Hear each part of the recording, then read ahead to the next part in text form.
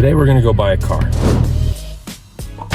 So today we're introducing a new character to my YouTube channel. It's a good friend of mine, been friends with me for a long time. Coming up in about a month, he's going to be my roommate again. We've already lived together previously, and we are going to be moving back in with each other. Little backstory on him. His name is Angel. He used to be a big Honda guy. He had an EG Civic that he built, and then eventually it got stolen.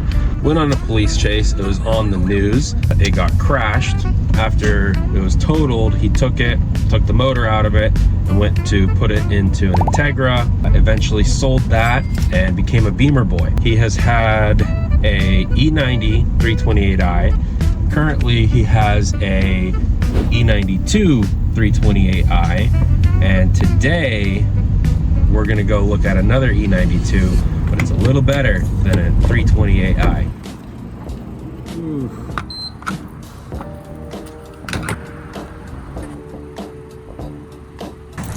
So I've been having that going so we can test gas mileage. So we need to actually pay attention to how much I fill up.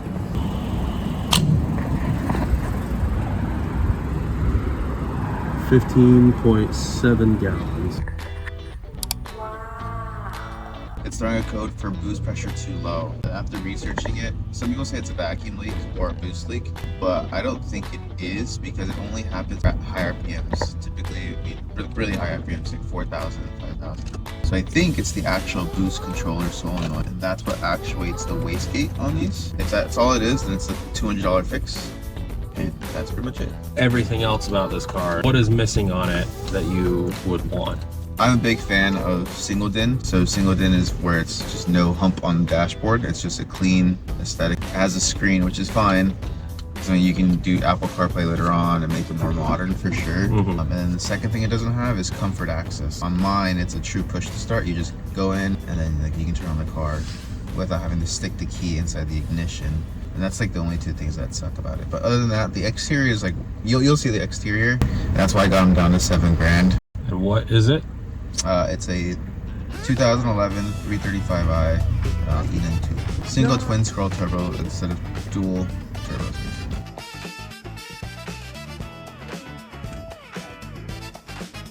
How long have you had it? Probably like 2-3 years. Yeah, it was probably better conditions. Could you see the paint start like getting faded and all that?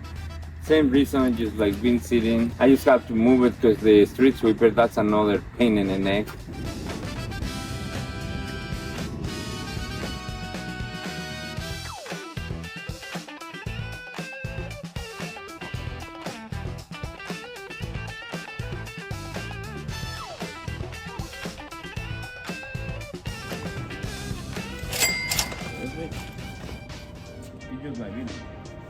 Nope.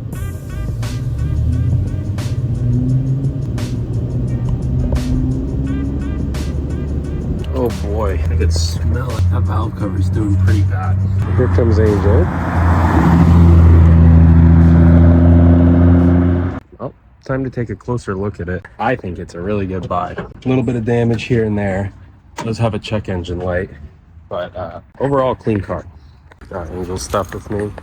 But I don't know if you guys could tell, he actually took a look at this car last night and kind of knew he wanted to buy it, negotiated then. It's a little more rough than I thought, but for the price he paid, I think it's killer. For a 335 in today's market, you know, 7K with 108,000 miles is pretty crazy. So here we are. Yeah, so little bit of paint fade. Whole front end though is clean, nice, looks straight. Little paint chip there. Quarter panel here, man. Oh, it looks like some doors definitely have bonked this thing. This is faded out the ass. Crack in the bumper. I mean, honestly, if this car wasn't black, it'd look a lot better. That's why I got them down to $7,000. So explain one more time, what is that check engine light for? It's the boost pressure too low. Does it feel like it's making boost? Like, did you do any kind of pull? I didn't do any pull, but when I first test drove it, it did feel like it was pull. It did have boost, but it definitely did feel like.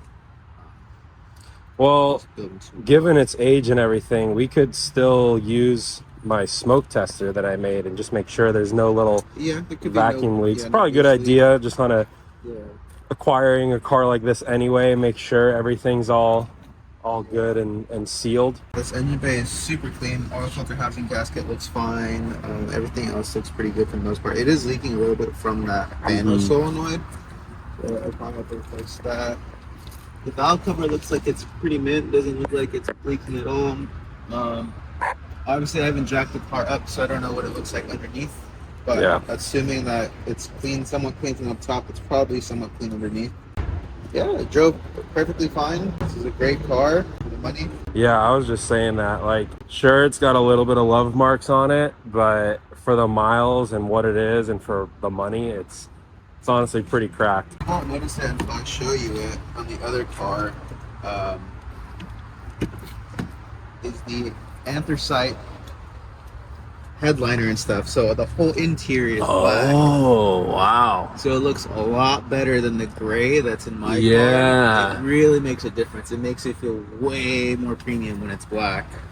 Just also it's cleaner, obviously. What's really great about these are still in the junkyard, right? So I can find parts, interior parts for coupes in the junkyard. I can find parts from sedans.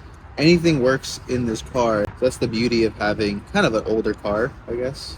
It's new enough to look good and not be a total piece of shit. Yeah. But old enough where, yeah, parts are a lot easier to come by. These things get totaled out and sent to the junkyard often, I imagine. Got 15mm spacers, which is pretty aggressive. It does rub. Really? Yeah. Looks good though. Yeah, so here's the current rig. So this is the E28 or E92 328i. You can see without a center dash, it definitely looks a lot cleaner. Just the lines are a lot smoother, just a lot cleaner. Yeah. The center console silver is just a lot better. But yeah, the gray headliner bugs the living hell out of me so much. Yeah, that is pretty ugly. It's like my Z. Yeah, it's like once you see it, then it's like, all right, they should have done it. A couple other things too. They have the shadow line trim, so the trim is different. It's going to be black trim instead of gray trim. The M Sports obviously have the sills that are different. The actual steering wheel is a little different. They have like an in the middle.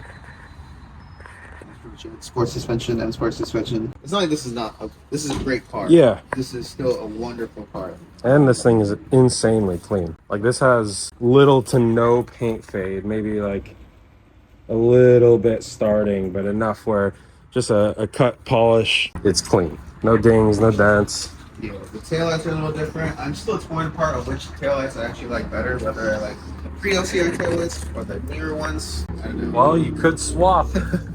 It's a 50-50. I don't know which one I like more. It's a NA straight 6. Every car in this generation was made with basically X2 or X3s had these. These had the 128i's, the 528i's. They all had this motor basically. So That's a tank. it's it's a tank. It doesn't do anything. A lot of differences. Basically, rail mounted fuel injectors instead of direct injection. It's a very, very archaic motor. Very easy to work on. Honestly, this is super, super brain dead. I did the water pump, external water pump. Basically, it's a electronic water pump. Not that hard. Took like 3 hours. It really was not that hard. It's a great motor. Honestly, it's a great car. Well, if anyone watching this wants to buy it, I don't know how long until you sell it, but that will be happening. I didn't record an outro for this video, but please like, comment, and subscribe to see what's going on with the rest of this build. I myself am not super familiar with BMWs, but I know Angel has gotten pretty savvy with them, so I think he's got some pretty cool things in store.